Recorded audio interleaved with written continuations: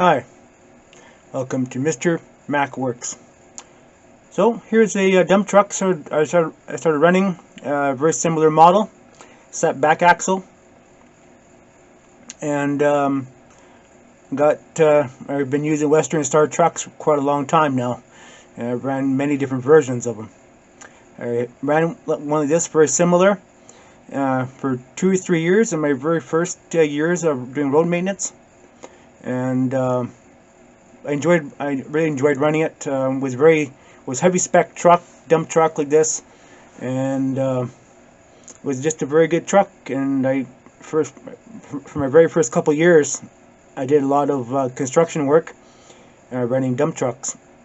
And like I said, I had one similar to this one way back when. I'll show you another picture of their truck I ran. Just hold on.